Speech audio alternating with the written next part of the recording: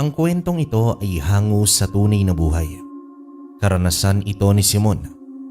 Nangyari ang kwentong ito taong 1980 sa isang liblib na baryo sa probinsya ng Bicol.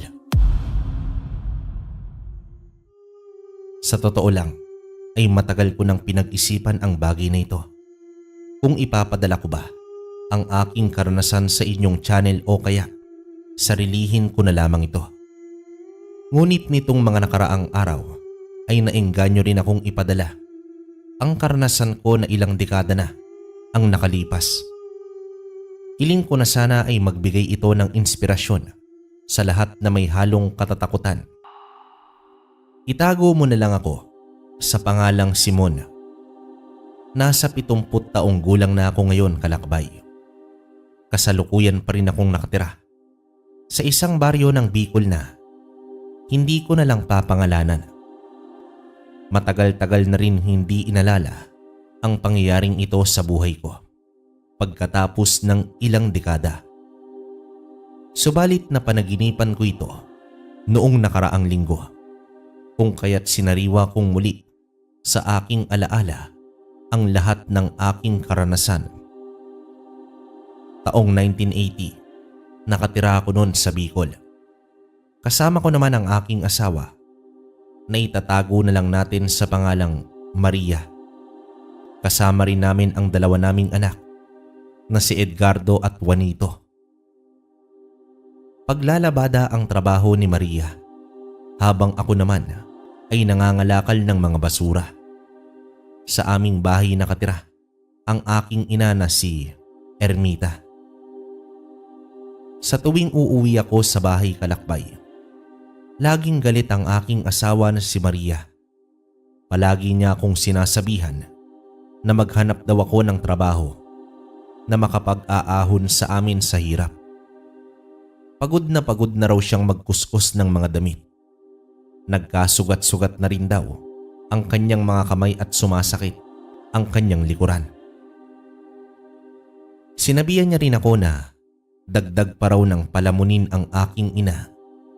Sinubukan ko naman siyang sagutin na respetuhin niya ang nanay ko, pero mas lalo lamang siyang nagalit sa akin noon.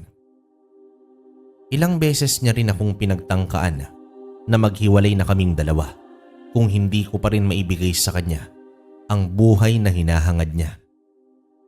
Sa araw-araw, kalakbay, yon ang bumubungad sa akin tuwing uuwi naman ako sa bahay. Iniiwasan niya pa ako dahil mabaho raw ako at ang mga basura. Ni hindi na nga siya sa akin tumatabi na matulog dahil sobrang nandidiri ito.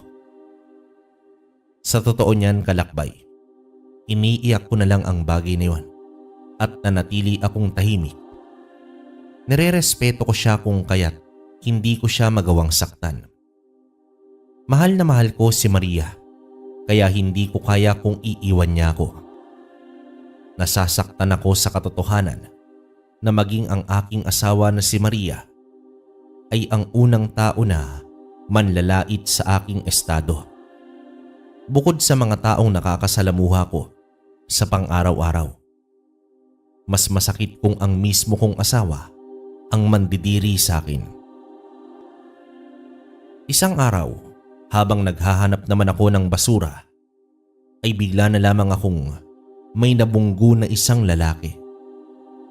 Pusturang-pustura ito at mukhang nagmamadali para naman tumungo sa kanyang trabaho. Agad na sumalubong ang kanyang kilay habang nakatitig ito sa akin. Ano ba? Hindi ka ba tumitingin sa dinadaanan mo, ha? Paano kung mag-amoy basura akong katulad mo mamaya pagpasok ko sa trabaho? Nako boss, pasensya na po. Hindi ko po sinasadya na mabangga ka. Pasensya? Gago ka ba? Mababawi ba ng pasensya mo tong nadumihan mong damit? Tumabi ka nga. Baho-baho at ang dumi-dumi mo. Tinulak niya ako ng malakas noon, kalakbay, dahilan para matumba ako sa mga basurahan. Tawang-tawa siya nang makita akong naligo sa mabahong basura. Iniwan niya akong umiiling-iling. Napabuntong hininga na lamang ako habang tanaw ko na lamang ang papalayo niyang likuran. Bumuga naman ako ng hangin para pakalmahin ang aking sarili. Hindi ko dapat pinatulan ang ganoong klase ng tao. Naisip ko na hindi siya karapat-dapat na pagtuunan ng pansin. Tumayo naman ako mula sa pagkakaupo sa mabahong basurahan at pinagpaga ng aking sarili. Kinuha ko ang kariton kung saan ko ilalagay ang mga kalakal kong basura at saka tinulak yon. Sa bawat pagdaan ko sa eskinita at sa kalsada ay pinagtatawa na naman ako ng mga tao. Ang ilan pa sa kanila ay tinatapunan ako ng mga latang sira o kaya naman ng mga lumang kagamitan na hindi nila ginagamit. Kapag sinusubukan ko namang bilihin yon sa kanila, ay mariin nilang sinasabi sa akin na hindi na raw kailangan at baka mamatay na lang ako sa kahirapan. Isa rin sa kinakainisan ko, kalakbay, sa tuwing uuwi ng bahay ay tatalakan na agad ako ni Maria.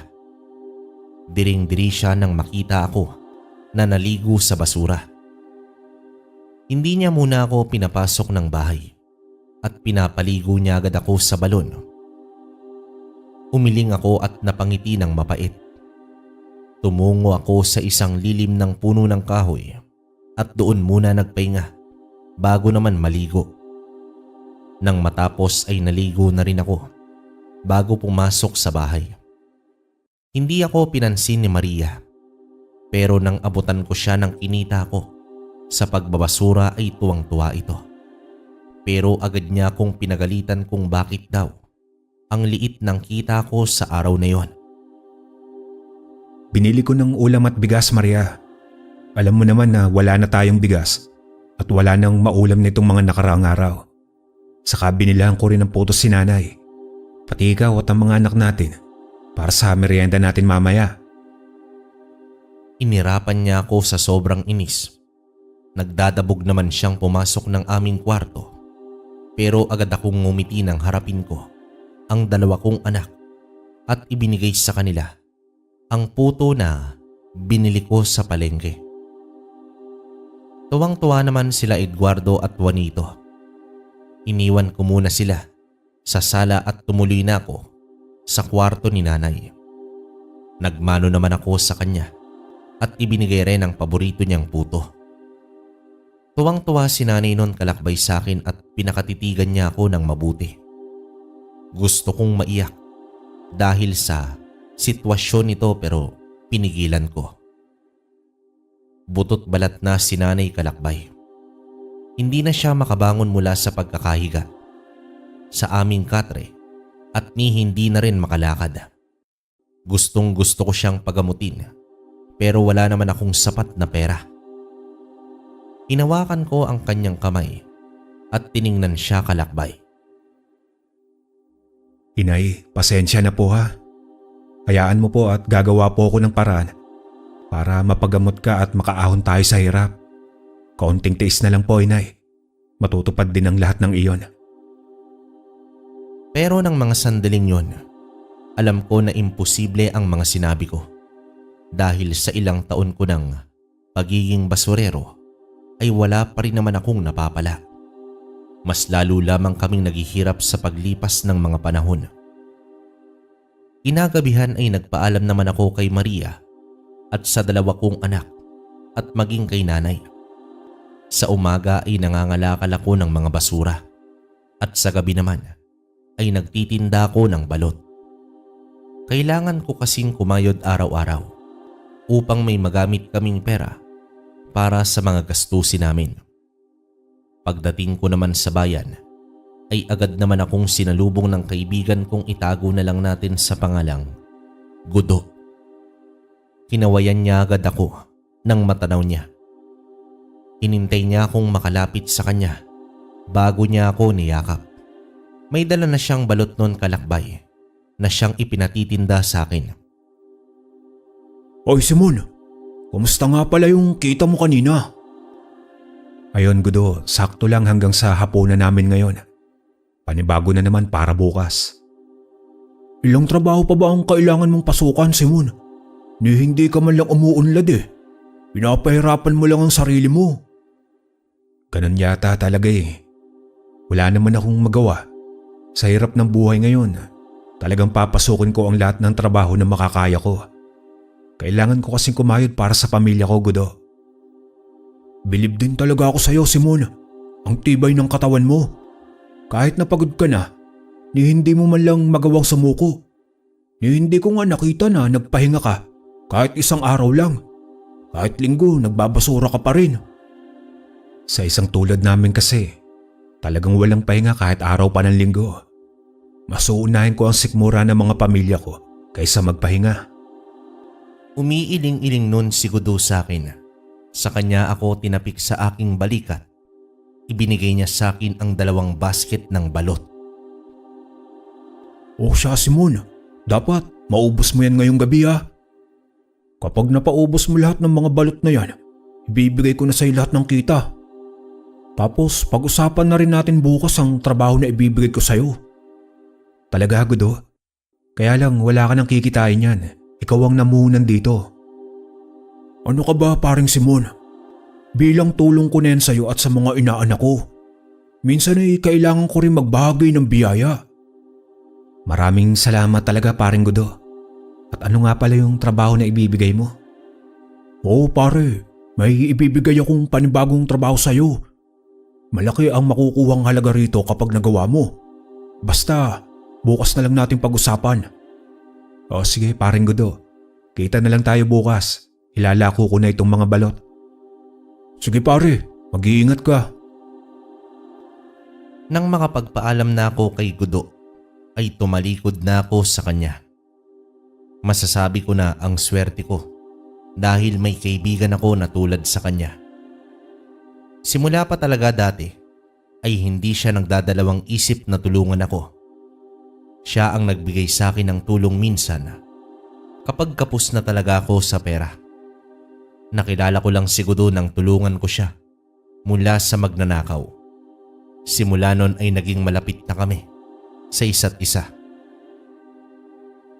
May negosyo si Gudo Kalakbay na manukan at balutan. Kaya maginhawa na ang kanyang buhay. Biniyayaan siya ng Diyos dahil matulungin siya sa kanyang kapwa. Napailing na lamang ako sa isiping yun. Nagsimula na nga akong maglako ng balot ng gabing yun. Sigaw naman ako ng sigaw para lamang may bumili at halos ang layo na ng nilakad ko. At sa isang basket pa lang ng balot ang nabibenta ko. Kailangan ko pang maubos ang isa para naman makauwi na ako. Pasado 10:00 na ng gabi nun nang matapos naman akong maglako. Kumakalam na rin ang aking sikmura dahil naman sa gutom. Masakit na rin ang paa ko sa kakalakad pero kinakaya ko pa rin para makauwi na ako. Habang naglalakad naman ako sa masukal na daan pauwi sa aming baryo, ay hindi ko maiwasan ang makaramdam ng takot. Lalo pa at bali-balita sa aming baryo na may aswang na naman na nagpaparamdam. Pero tinawa ko na lang ang isipin na yon para hindi na ako matakot pa. Nang nasa bukana na ako ng gubat, ay nakarinig ako ng munting kaluskos.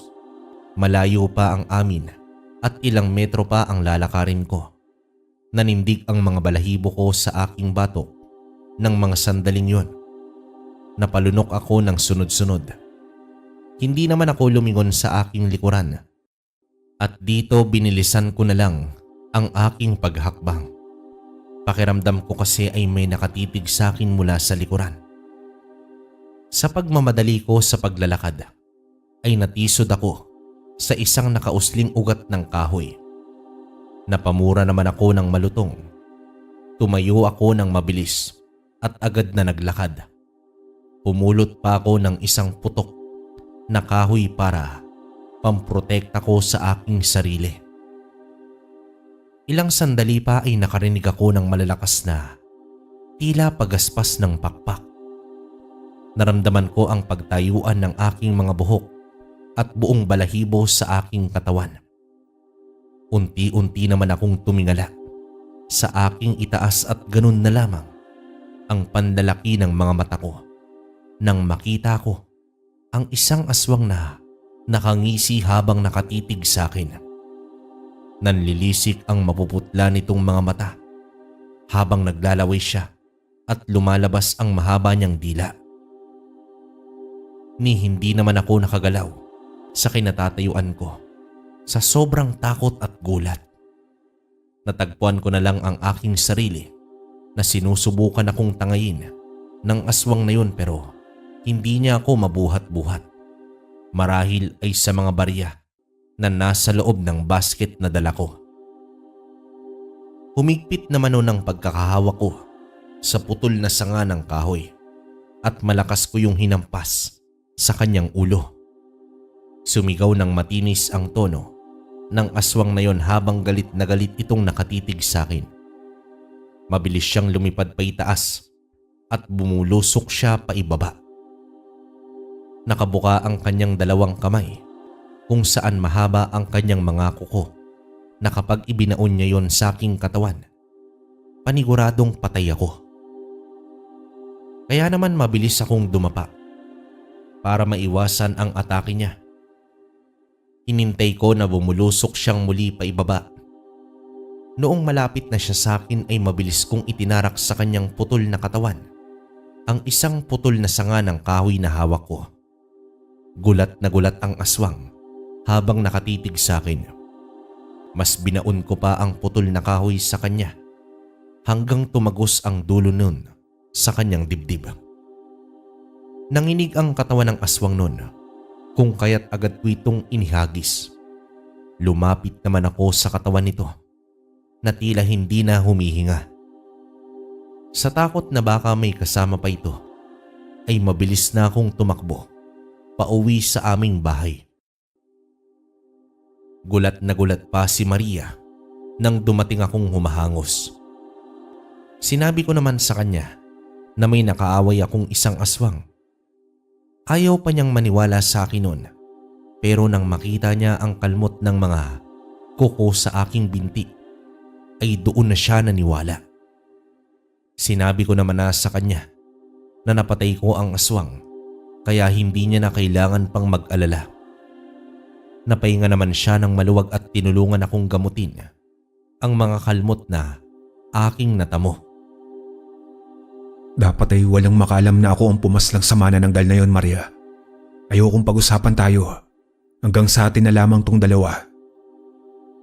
Tumango naman sa akin si Maria. Nang gabing yon ay kumain na ako at saka natulog. Subalit hindi ako nakatulog ng maayos dahil bumabalik sa alaala ko ang muka ng aswang. Inaumagahan ay nagkalat ang balita tungkol naman sa aswang na yon. Nanatili ang anyo nito sa aswang kung kaya't hindi malaman ng taga-baryo kung sino ang nilalang na yon. Ang ginawa ng aming kapitan ay pinasunog niya ang katawan ng babae.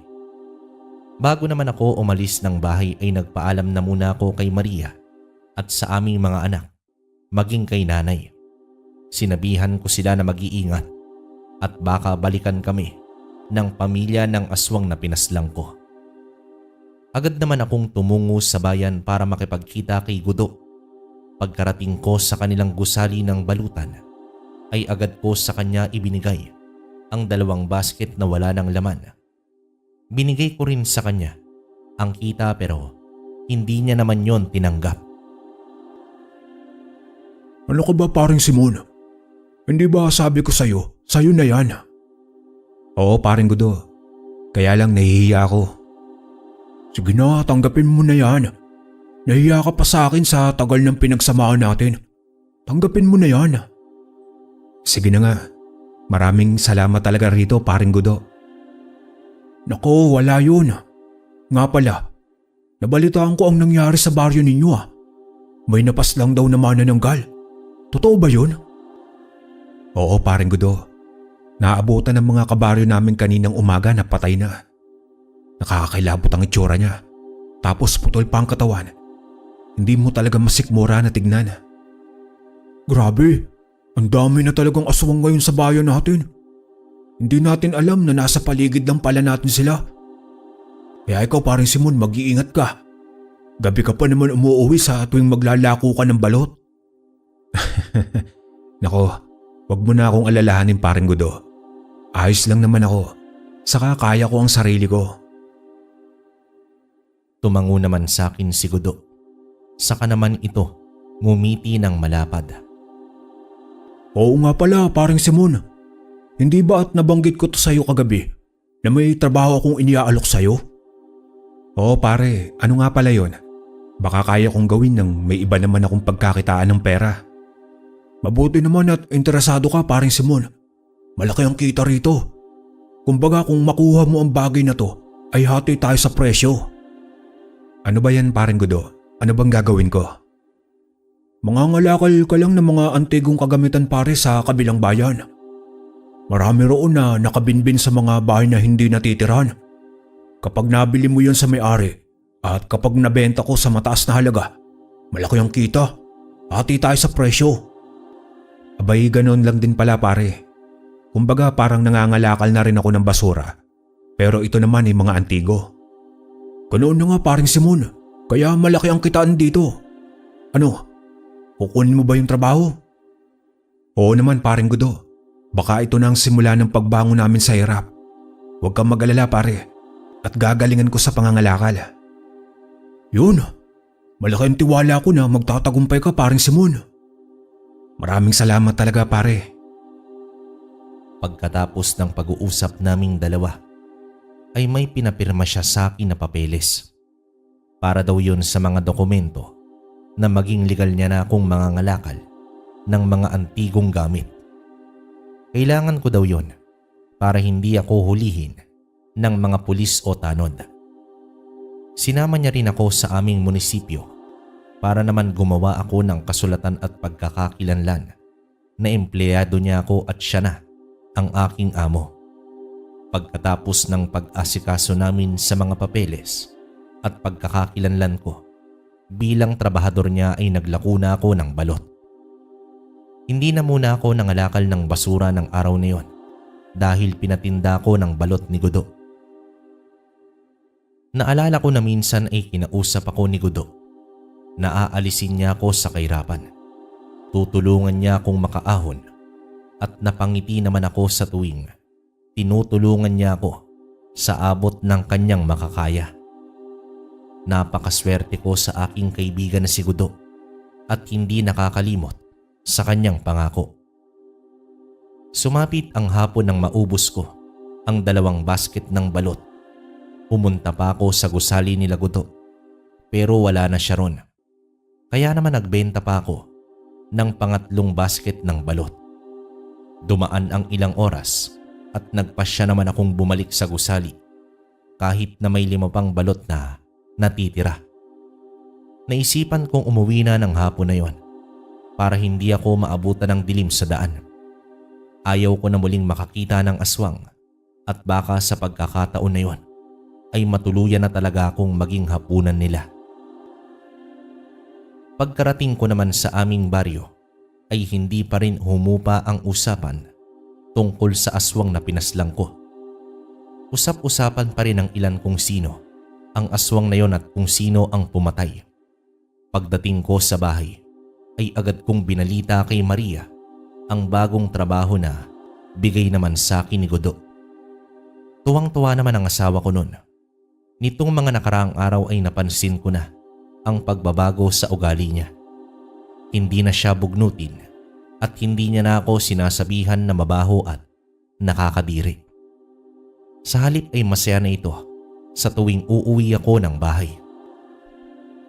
Marahil ay natutuwa na siya dahil malaki ang pera na ibinibigay ko sa kanya. Tumungo naman ako ng araw na yon sa kwarto ni nanay at sinabi ko sa kanya ang bago kong trabaho. Tulad ni Maria ay tuwang-tuwa ito. Hinawakan niya ang aking pisngi at tinitigan ako sa aking mga mata. Sa mga sandaling yon, parang may gusto sa aking sabihin si nanay pero hindi niya masabi-sabi. Nais ko na sana siyang tanungin kung ano yon pero pinili ko na lang na isinantabi ang lahat. Ihintayin ko na lang na siya na mismo ang magsasabi sa akin nun. Kinabukasan ay sinundo ako ni Gudo sa aming bahay. Dala-dala niya ang mga gamit na dapat kong dalhin papunta sa ibang bayan.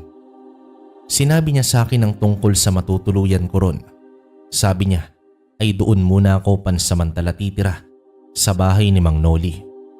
Lolo raw ito ng kaibigan niya na nakatira doon. Binigay niya rin sa akin kung saan banda ang tirahan ng matanda. O siya, paring Simon, mag-iingat ka roon ha. Pagkatapos mong kolektahin ang mga nasa listahan, ay pwede ka nang bumalik dito. Hindi ko akalain na matagal pala akong mawawala, paring Gudo. Hindi man lang ako nakapagpaalam sa pamilya ko. Pasensya na pare ha, hindi ko pala nasabi sa'yo kahapon. Ngayon naman ay pwede ka magpaalam sa kanila bago kita ihatid doon sa kabilang bayan. Sige pare, salamat. Saglit lang at magpapaalam lang ako. Agad naman akong bumalik sa loob ng bahay at nagpaalam sa aking mga anak at kay Maria. Pumasok ulit ako sa kwarto ni nanay at nagpaalam. Pagkatapos ko silang yakaping lahat, ay bumalik na ako sa balkonahe kung nasaan itong si Gudo. Naghihintay sa akin. Bago naman kami umalis, ay nagpaalam siya sa asawa ko at sa mga anak ko. Hindi ko alam kung bakit, bigla ko na lamang nakita ang malagkit na tinginan ni Gudo at ni Maria. Subalit ipinilig ko ang aking ulo dahil baka namamalikmata lamang ako at binibigyan ko ng mali siya silang dalawa. Pagkatapos nun ay sumakay na ako sa aking sasakyan na tricycle ni Gudo at hinatid niya nga ako sa kabilang bayan. Pagdating namin sa bahay ni Mang Noli ay agad niya akong pinakilala sa matanda. Mang Noli, ito nga pala ang kaibigan kong si Simon. Siya yung sinasabi kong darating na mangangalakal ng mga antigong gamit dito sa baryo ninyo. Tulungan niyo po siya at medyo baguhan siya sa ganitong bagay. Nako, Gudo. Huwag kang mag-alala at ako ang bahala rito sa kaibigan mo. Walang mananakit sa kanya. Alam ba nito na maraming aswang sa baryo na ito? Bigla naman akong napatingin kay Gudo nang marinig ko ang sinabi ni Mang Noli. Pakiramdam ko ay tinakasan ako ng dugo sa aking mukha ng mga sandaling yon. Narinig kong napatawa si Mang Noli ng malakas. Napabuga na lamang ako ng hangin para makahinga ng maluwag. Pagpasensya mo na si Mang Noli pare. Ganyan talaga yan, palabiro siya. Pero huwag kang mag-alala at poprotektahan kanya sa mga masasamaang loob. Kilala siyang albularyo at antingero dito sa baryo nila. Oo, totoo yan bata. Kaya ligtas ka sa kalinga ko. Ako ang bahala sa iyo. Tumango naman ako sa kanilang dalawa ni Gudo at ngumiti ng alanganin. Narinig ko na ang tungkol sa mga albularyo at antingero. Pero hindi ko inaasahan na darating ang araw na may makikilala kong tulad ni Mang Noli. Napatingin naman ako sa kabuuan ng matanda at noon ko lang napansin na may suot nga siyang mga kwintas na kakaiba. Sa inuwa ko ng mga sandaling yun, ang mga kwintas na suot ni Mang Noli ay ang tinatawag na anting-anting o mga mutya. Pagkatapos na magtanghalian sa bahay ni Mang Noli, ay nagpaalam na rin sa amin si Gudo. Nang makaalis na ang kaibigan ko, ay niyaya naman ako ni Mang Noli na pumasok sa kanyang bahay. Agad niya akong inakbayan nang makarating naman ako sa kanyang harap. Halika na iyo at ituturo ko sa iyo ang magiging silid mo pansamantala. Nalinis ko na yung kahapon pa nang marinig ko mula kay Gudo na darating ka ngayong araw. Nako, maraming salamat po Mang Noli. Pagpasok namin sa kwarto ay nagulat naman ako nang may nakasabit na mga bawang sa bawat sulok ng kwarto. Hindi lang yon, may asin pa na nakalagay sa bawat kanto nito. Narinig ko namang tumawa ng bahagya si Mang Noli at dito binuksan niya ang bintana. Maging ang bintana nun ay may bawang at asin din. Ano bang ibig sabihin nito Mang Noli? Inihanda ko lang yan, iyo. Yan ay para kung sakali na sumalakay ang mga aswang mamayang gabi, may panlaban tayo at lubayang kanila. Sigurado kasi akong nalaman na nila na may panauhin ako rito. Kung ganun ho, ay totoo nga ang mga aswang dito? Oo, iyo, Simon. Totoo yun. Pero hindi naman kita pababayaan. Hayaan mo at bibigyan kita ng isang anting-anting para may proteksyon ka sa mga aswang kung sakali na mangangalakal ka na. Kaya mag-iingat ka sa trabaho mo. Tumango ko kay Mang Noli. Nilunok ko na lang ang kaba at takot na nararamdaman ko. Kailangan kong magpalakas ng loob para sa pag-ahon sa hirap, para sa aking pamilya na naghihintay sa akin. Nang hapon ay kumatok si Mang Noli sa aking kwarto upang ibigay sa akin ang isang anting-anting. Noong una ay nagulat pa ako at hindi makapaniwala sa kanyang ginawa. Ayaw ko pa sanang tanggapin, subalit pinagpilitan niya yon sa akin. Wala naman akong nagawa kundi tanggapin ang anting-anting na bigay niya. Tuwang-tuwa namang nakatitig sa akin si Mang Noli. Huwag kang mag-alala. Wala namang kasamaan na dala yung anting-anting. Sa halip nga ay ipagtatanggol ka niyan mula sa mga aswang. Binigyan kita niyan dahil nakikita ko na mabuti kang tao. Maraming salamat po, Mang Noli. Pero paano ko po ba ito gagamitin? Simple lang, iyo. Dasalan mo siya palagi. Magpalakas ka ng katawan mo at maging ng mentalidad. Sa ganoong bagay ay matatalo mo na ang mga kalaban na nasa paligid mo. Tulad ng mga aswang. Bibigyan ka ng anting-anting na yan ng kakaibang lakas at bilis. Nagpaturo naman ako kay Mang Noli ng araw na yon kung papaano ko gagamitin ang anting-anting. Kinabukasan ay nagpasama naman ako sa kanya sa pangangalakal para ituro sa akin kung saan nakatira ang mga nasa listahan ni Godot. Kaya naman ang hapon na yon ay nagsimula na akong mangalakal kalakbay ng mga antigong gamit.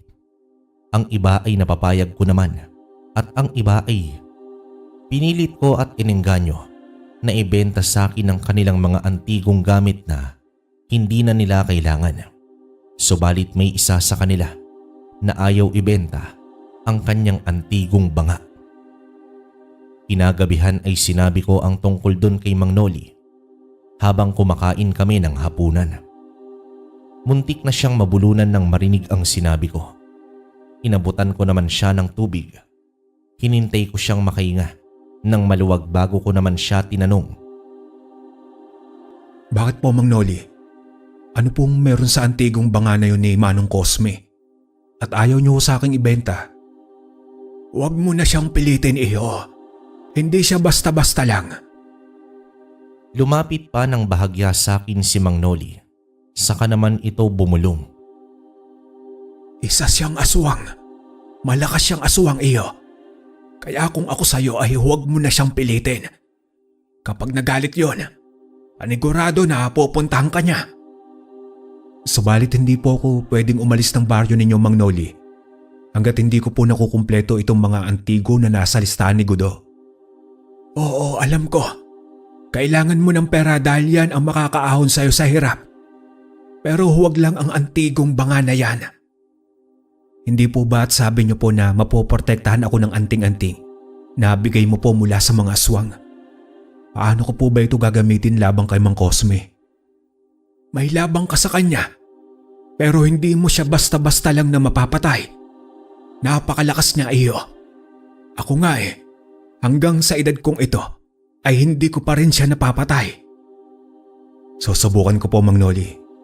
Kailangan ko po talaga kasing kumita ng pera para sa pamilya ko. Susubukan ko po ulit siyang kausapin. Alam mo na kung ano ang tamang gawin, iyo. Sana pag-isipan mo muna ang lahat. Hindi na ako nakatulog ng gabing yon kalakbay sa kakaisip kung papaano ko kukumbinsihin si Manong Cosme na ibenta sa akin ang antigong banga. Kaya naman kinaumagahan ay sinubukan ko ulit siyang puntahan. pero walang tao sa kanyang bahay. Inintay ko siya hanggang tanghalian pero hindi siya dumating. Kaya naman napilitan akong umuwi sa bahay ni Mang Noli. Naabutan ko naman ito na nagluluto ng pagkain. Binigay ko naman sa kanya ang kakanin na binili ko sa bayan kanina. Dito tuwang-tuwa naman ang matanda. Sabay kaming kumain ng tanghalian at sinabi ko sa kanya na pinuntahan kong muli itong si Manong Cosme. Kaso wala po siya sa bahay niya. Hinintay ko po siya hanggang tanghalian subalit hindi siya dumating. Baka naman may pinuntahan lang siya iyo. Pero huwag mo nang pilitin pa. Hayaan mo na siya. Ikapapahamak mo ang ginagawa mo eh. Natahimik na lang ako, kalakbay, sa sinabi niyo ni Mang Noli.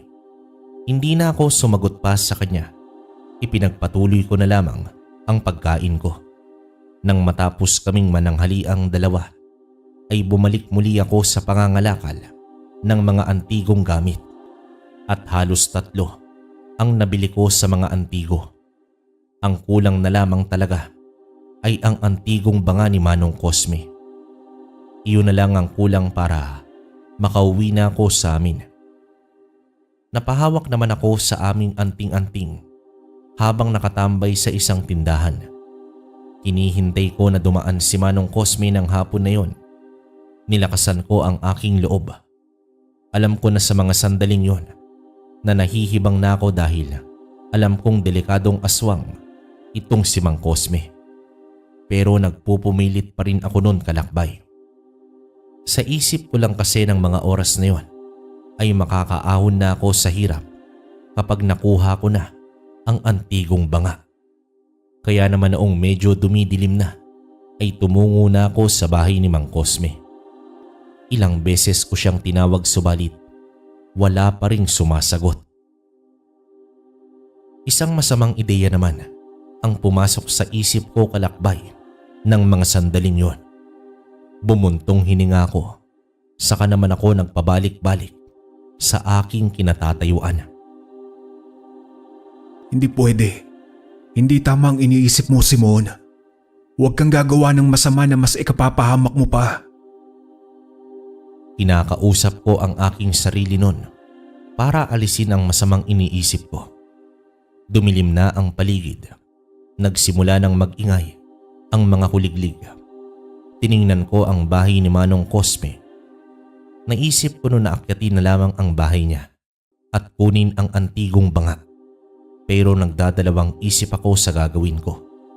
Sa uli ay bagsak ang mga balikat ko na bumagtas sa daan patungo sa bahay ni Mang Noli. Malapit na ako sa bahay niya nang makarinig ako ng isang sigaw sa hindi naman kalayuan. Nagsalubong ang dalawang kilay ko nang marinig muli ang sigaw ng isang boses ng babae na tila humihingi ito ng tulong. Agad naman akong tumakbo at kumilos papunta sa pinanggalingan ng sigaw na yon. Pagdating ko ron ay nakita ko ang isang aswang na nasa bubungan ng bahay. Pilit nitong binabaklas ang bubong marahil sa takot ay sumisigaw ng malakas ang babaeng yon. Nanginginig ang buong katawan. Pinipilit ko na tapangan ang aking sarili. Kailangan ng tulong ng babae sa loob. Dito kumuyom ang kamay ko at sinigawan ng aswang. Bumaling ang atensyon nito sa akin. Ako ang harapin mo, aswang. Iwan mo ang babae sa loob. Nanlilisik ang mga mata nitong tumitig sa akin. Nahigit ko ang aking sariling hininga nang bigla na lamang siyang lumundag sa lupa at hinarap ako. Nanginginig pa ang kamay ko nang kunin ang punyal sa aking bewang. Napatingin ako doon sa aswang at ilang sandali pa ay tumatawa ito. Ang boses nito ay parang nanggaling sa ilalim ng hukay. Alam ko na nababasa niya ang takot sa mukha ko. Pero kahit na takot ako, kinakailangan kong maging matapang para sa kaligtasan ko at ng babae sa loob. Dito unti-unting tumayo ang aswang mula sa pagkakadapa nito sa lupa. Kitang-kita ko ang itim ng dulo ng kanyang mga kuko. Lumapit naman siya sa akin ng dahan-dahan. Ako naman ay lumalayo sa kanya. Palapit siya ng palapit habang ako ay paatras ng paatras. Tumatakbo na ako ng mabilis habang siya ay tumatakbo naman palapit sa akin. Pero naipreno ko ang aking mga paa at hinarap ito. Agad akong dumapa ng akma. Nang akma na siyang kakalmutin ng kanyang mga kuko ang aking katawan. Nagsalubong ang kilay ko nang makilala ko ang aswang na yon. Mang Cosme, hindi ba? Kaya pala wala ka sa inyo dahil nandito ka at naghahanap ng bibiktimahin. Hindi tama yung ginagawa mo. Mahimik ka. Imbes na ang babaeng yun ang papatayin ko, ay ikaw na lang. Masyado kang sagabala. Ang babaw naman ang rason mo, Manong Cosme. Bibilhin ko rin naman ang antigong banga sa'yo dahil lang doon ay papatayin mo ko. Oo, at ang kinakainisan ko sa lahat ay ang makulit. Hindi makaintindi ng isang salita lang.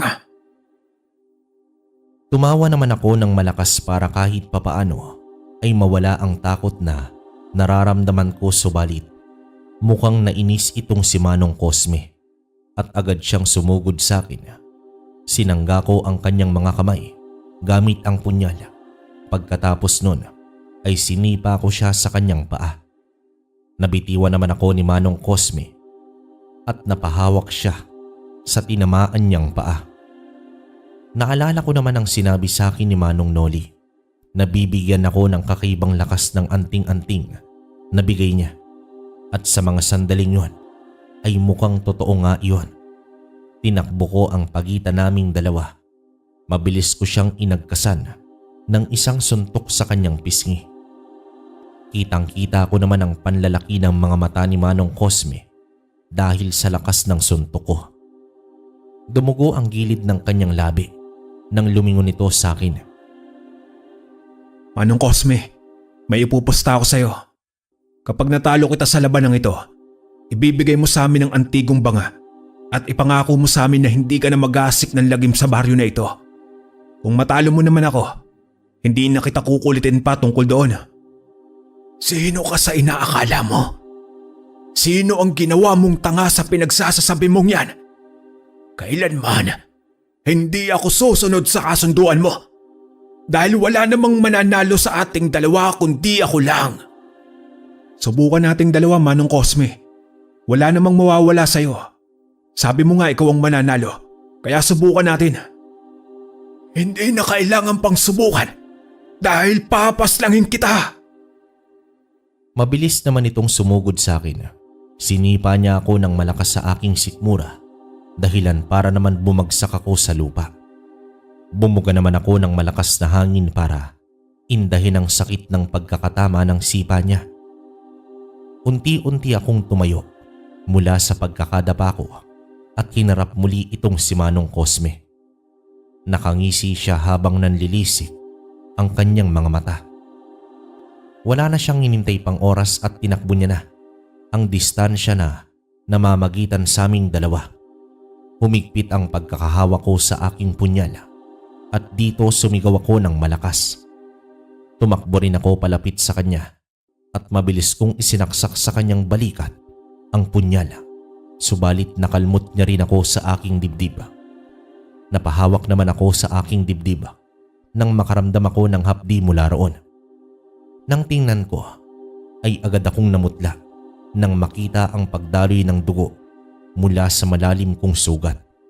Agad kong pinunit ang dulo ng aking damit at mabilis ko yung hinablot sa aking dibdib. Lumingon ako sa kinaroroonan ni Manong Cosme. Nang hihina na ito sa mga sandaling yun habang nakatitig sa akin. Hawak-hawak niya ang nasaksak kong balikat. Akma ko na sana siyang susugurin muli nang mabilis siyang lumundag at nagtago sa may kakawyan. Sinubukan ko pa siyang hanapin pero hindi ko na siya nakita pa.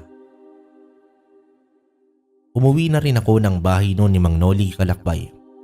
Gulat na gulat naman siyang nakita ang sitwasyon ko ng sandaling yon. Diyos ko, anong nangyari sa'yo, Iho Simon? Ba't ka duguan? Nakalabang ko po si Manong Cosme, Mang Noli. Nakalmot niya ako sa dibdib. Mukhang malalim yata ang sugat ko. Abay, sandali lang at gagamotin ko. Maupo ka muna riyan. Nanlalabo na ang aking paningin sa mga sandaling yon, pero nilalabanan ko na hindi ako mawalan ng malay. Pagbalik ni Mang Noli ay may nilagay siyang mga dinurog na halaman sa ibabaw ng mesa. Pinasandig niya ako sa upuan. Inubad niya ang tela na nakatali sa aking dibdib at agad niyang nilagyan ang mga sugat ko na dinurog ng halaman. Nakagat ko naman ang aking ibabang labi para pigilan ang pagsigaw ko ng malakas. Para naman akong mapuputulan ng hininga dahil sa sakit ng dulot ng paglalagay ng gamot ni Mang Noli. Pinagpawisan ako ng malagkit at sa pagkakataong yon, hindi ko na napigilan ang pagkawala ng aking malay. Nagising na lamang ako kinaumagahan. Napatingin ako sa aking dibdib at puno na yon ng mga dahon. Tumayo naman ako mula sa kama at agad na napangiwi ng maramdaman ko ang pagkirot ng aking sugat. Ilang sandali pa ay pumasok si Mang Noli sa aking kwarto na may dalang mainit na kape saka isang pirasong pandesal. Oh, Iyo, gising ka na pala. Huwag ka na munang masyadong gumalaw. Hindi pa magaling ang sugat mo. Maraming salamat po, Mang Noli, sa paggamot niyo po sa akin. Wala iyon, Iyo. Sa susunod, huwag ka nang makipag-away sa aswang, lalo na kay Cosme. Tumango naman ako sa sinabing yon ni Mang Noli. Hindi na rin ako nagsalita pa kalakbay at hinigop ko na lang ang kape saka kinain ang pandesal na bigay nito. Buong maghapon ay nasa bahay lamang kami ni Mang Noli. Hindi niya ako pinapakilos, kaya naman nanatili na lamang ako sa kwarto. Sa mga sandaling yon ay nakaramdam ako ng pangungulila sa aking pamilya. Naisip ko naman na kapag magaling na ako ay uuwi na ako sa aming bayan. Kinagabihan ay tinawag ako ni Mang Noli para naman sa hapunan. Nang paupo na ako noon kalakbay sa upuan, ay bigla na lamang kaming nakarinig ng katok sa pinto. Napatingin naman sa akin si Mang Noli. Umiinit ang anting-anting. Nararamdaman mo ba, Iyo? Opo, Mang Noli. Bakit po? Ano ang ibig sabihin niyan? Aswang ang kumakatok na iyan. Humanda ka, Iyo. Dito mabilis na kumilos si Mang Noli. Agad siyang kumuha ng buntot ng pagi saka ng punyal sa dingding ng kusina. Ako naman ay dahan-dahang tumungo ron para kumuha rin ng punyal at saka asin. Tumungo si Mang Noli sa pinto at binuksan yon. Bumungad naman sa amin si Manong Cosme na naglalaway at nanlilisik ang mga mata niya. Sandali, Cosme. Ano ang ginagawa mo rito, ha? Papatayin ko kayo, Noli. Papatayin ko ang lalaking yan. Umalis ka na ngayon, Cosme. Kung hindi ka aalis, mapipilitan akong patayin ka at kalabanin ka. Wala akong pakialam, Noli. Papatayin din naman kita para mawala na ang isang albularyo na tulad mo sa baryong ito. Kapag nangyari yun, gagawin kong kalahi ang mga tao rito. Kapag ginawa mo yan, talagang maglalaban tayo, Cosme. Tumahimik ka, Noli. Puro kasatsat. Agad na tinulak ni Manong Cosme si Mang Noli sa dibdib nito, dahilan para tumama sa dingding ang likuran ni Mang Noli. Nanlaki naman ang mga mata ko nang makita na nang hihina na tumayo itong si Mang Noli. Pero ilang sandali lang ay ngumisi ito sa katumawa. Parang bigla na lamang siyang lumakas na siyang kinilabutan naman ako. Subalit hindi man lang natakot itong si Mang Cosme at nanatili pa rin ang katapangan sa mukha niyang nakakakilabot. Bago pa makatakbo si Mang Cosme sa pwesto ko, ay agad siyang hinampas ng buntot ng pagi ni Mang Noli. Pinuno ng sigaw ni Mang Cosme ang 4 na sulok ng bahay. pinilit kong kumilos ng mga sandaling yon para makalapit sa kanilang dalawa. Sunod-sunod ang hampas na pinakawalan ni Mang Noli kay Manong Cosme dahilan para manghina ito. Kumuha ka ng tali, iyo. Bilisan mo! Dito taranta naman akong tumungo sa kusina at kumuha ng lubid. Pagdating ko sa harapan nilang dalawa ay agad kong tinalian ang kamay ni Manong Cosme at maging ang kanyang paa. Tinulungan din ako ni Manong Noli na dalhin ang aswang sa upuan at doon itinali ang kanyang katawan. Sinubukan na makawala ni Manong Cosme pero hindi niya naman magawa. Pakawalan niyo akong dalawa rito. Hindi kita pakakawalan, Cosme, hanggat hindi kita napapagaling. Ano ang ibig mong sabihin, Noli? Kukunin ko ang itim na bertud sa katawan mo at patayin niyang nilalang na nasa loob mo. Nang sa ganun ay mabuhay ka na ng normal at mawala yung pagkaaswang mo. Tumawa ng malakas itong si Manong Cosme na tila ba isang biro ang sinabi sa kanya ni Mang Noli. Pero hindi siya pinansin ni Mang Noli. Kumuha ng kasangkapan itong si Mang Noli sa kanyang kwarto. Samantalang ako naman ay nanatiling nakabantay kay Manong Cosme. Itinutok ko sa kanya ang punyal kong hawak. Isang maling galaw niya lang ay babaon yun sa dibdib niya. Galit na galit siyang nakatitig sa akin at sa mga tingin niya ay parang pinapatay niya na akong buhay at kinakain.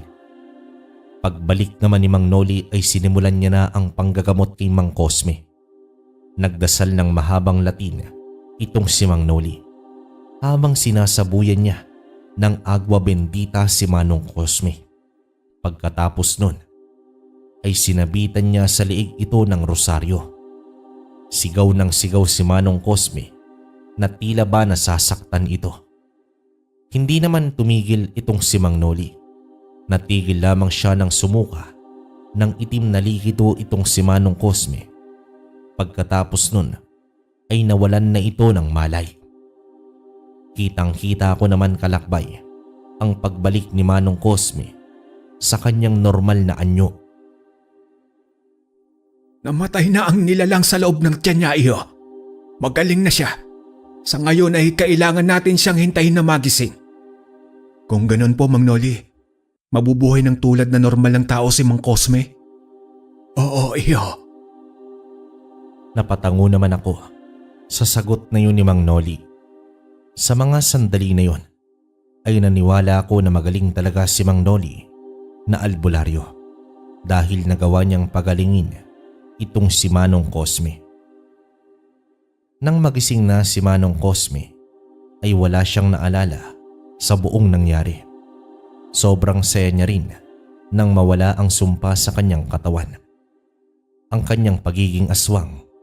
Kaya naman maluwag niya sa aking binenta ang pinapalagan niyang antigong banga. Ayaw niya raw ibigay yun nung una dahil may mahalagang alaala daw yun sa kanya. At dahil magbabagong buhay na siya ay binenta niya na yun sa akin. Dito nagpaalam na rin ako kay Mang Noli noong dumating ang araw ng pag-uwi ko sa aming bayan. Kahit papaano ay napapalapit na rin ang loob ko sa kanya. Paano po ba yan, Mang Noli? Alis na po ako. Maraming salamat po talaga sa pagpapatuloy niyo sa akin sa tahanan ninyo. Mag-iingat ka palagi. Ang mga aral na binilin ko sa'yo, huwag mong kakalimutan. Opo, Mang Noli. Palagi ko po yung tatandaan. Siya nga po pala, ito po ang anting-anting. Binabalik ko na po sa inyo. Maraming salamat po at naprotektahan niya ako mula kay Manong Cosme noon. Sa iyo na yan, iyo. Binigay ko talaga sa iyo iyan. Ingatan mo at maililigtas ka niyan mula sa mga aswang at masasamang tao. Talaga po, Mang Noli. Nako, maraming salamat po rito. Sige po at aalis na po ako. Mag-iingat po kayo rito. Sila ang mag-iingat sa akin. Napatawa na lamang ako sa sagot na yun ni Mang Noli. Niyakap ko siya ng maigpit bago naman ako kumaway sa kanya. Kumaway din siya pabalik sa akin. Malaki ang utang na loob ko kay Manong Noli sa tanang buhay ko. Dahil sa kanya ay nagkaroon ako ng pag-asa na muling mabuhay. Kung hindi niya siguro ko ginamot nun, baka naubusan na ako ng dugo sa sugat na natamo ko ng araw na yon. Kung hindi din dahil sa kanya, baka napatay na rin ako ni Manong Cosme. Pagdating ko naman sa aming bayan Kalakbay, ay agad naman akong dumaan sa gusali na pagmamay-ari ni Godo. Hinanap ko siya agad at mabuti naman na abutan ko siya nun. Tuwang-tuwa siya nang makumpleto ko ang mga antigong pinabibili niya sa akin. Sumama ka sa akin ngayon, paring Simon. Papatignan natin ang presyo ng mga antigong yan. At kapag binayaran niya ako, hati na tayo roon. Sigurado ka ba paring Gudo? Hindi ka ba talo dito? Hindi, paring Simon. Wala naman akong ginawa para makuha ang mga antigong yan. Ikaw ang nagpakahirap na kunin ang mga yan. Kaya karapatan mong kumita mula dyan. Tumango lamang ako kay Gudo. Nagpasalamat ako sa kanya. Sumama naman ako kay Gudo papunta sa kanyang kaibigan. Noong nakarating kami sa bahay ng kaibigan niya, ay agad naman kaming pumasok sa bahay nito. Tiningnan agad ng kaibigan niya ang mga antigong kagamitan na nakuha ko. Malaki rin ang halaga nang binigay nito kay Gudo na siyang ikinaluwala ko. Binigay sa akin ni Gudo ang halos 60%, samantala sa kanya naman ay nasa 40%. Ayaw ko pa sanang tanggapin ang bigay niya, pero pinagpilitan niya. Kaya naman wala na rin akong nagawa nun, kundi tanggapin ang biyaya na bigay sa akin. Masayang masaya naman ako nang umuwi sa amin. Sinalubong naman ako ng mga anak ko at ng aking ina. Hinanap ko si Maria. Naabutan ko siya sa kusina at nagluluto ng pagkain. Tinawag ko naman silang lahat at ibinalita ko sa kanila ang pera na kinita ko mula sa mga antigong kagamitan. Tuwang-tuwa silang lahat, kaya naman ginamit ko ang pera na yon para sa panibagong simula namin. Ginamit ko ang pera para magtayo ng karinderya sa bayan. Hindi nagtagal at lumago ito. Nakapagpatayo kami ng aming bahay at nagkaroon ng sariling lupa. Kahit papaano kalakbay, ay nakaahon kami sa hirap. Ang tagumpay na yon ang palaging nagpapaalala sa akin kung ano ang aking naging karanasan bago ko naabot ang rurok ng tagumpay.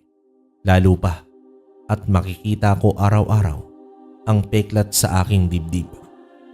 Kung sana kagagawan ng isang aswang na muntik ko nang ikamatay, subalit iyon din ang simula ng aking pag-unlad.